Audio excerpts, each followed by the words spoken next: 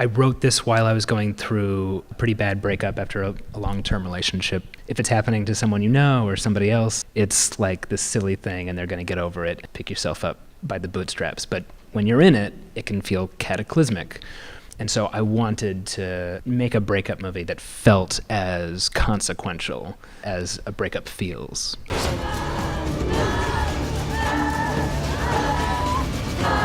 My family and I together kind of went through a few very, very, very rough years. The prevailing feeling became that we were cursed. That was sort of my way in to the story, was make a film about a family that feels like they're cursed, and ultimately it turns out that they are. Never raise your voice at me! I am your mother! There's a lot of people asking you, like, is this about you? Is this about your own life? I just think that everything is personal. Anything that anybody makes is personal because it's coming from them. When did it first come to you? The first iteration of the script, that's about 11 years old. It was just this thing that kind of spilled out of me that made me laugh.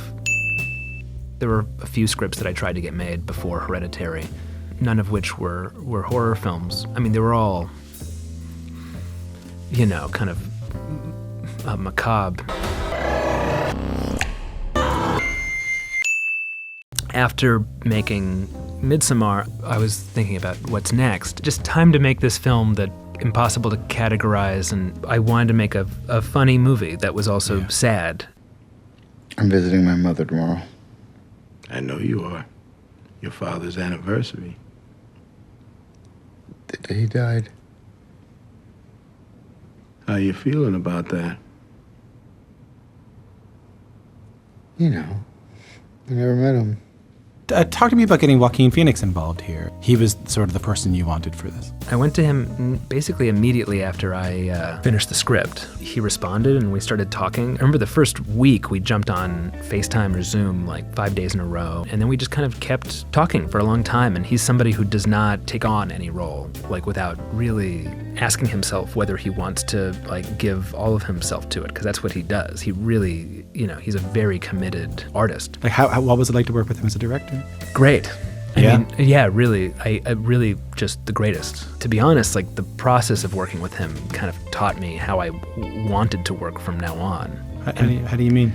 Just in the way that he approached any given scene. Before we shot, he came out a few weeks early, and we worked together for hours every day, just reading over the script and asking questions and investigating things, and that process kind of continued through the shoot. For him, once something is like figured out and solid, once that happens, it's kind of like dead, because it's just it's done, and then you're just executing something that's already been decided. There were times where we did try to execute things that had already been decided, and they felt like wrong. We felt that we had to somehow break through that. It's not like you're changing the scene, it's just that you're coming at it from hopefully a new place. There needs to be that sense of discovery, or like the possibility of discovery. You see him like bump sometimes on something. He'll stop short. It usually means that there's something like false there, or that interesting. His body will like stop him from doing something if it doesn't feel true. I learned kind of early on to like recognize that as an opportunity to like, okay, well, let's take 3 steps back and let's like talk through this and go back to the lab. Every time that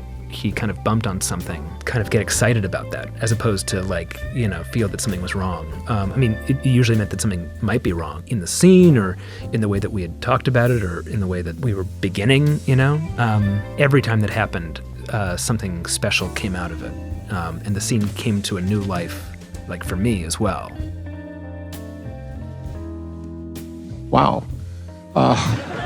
No, one of the most extraordinary new voices in world cinema right here. And I've been around a long time, so I've seen movies that split people right down the middle. Like, people love it, people hate it. I never forget there was a big screening of the Cinerama Theater in LA in 76, I think, for Barry Lyndon. And only a few of us were there, a few friends of mine, and some people, well-known people. But they got up, they were furious, they hated it.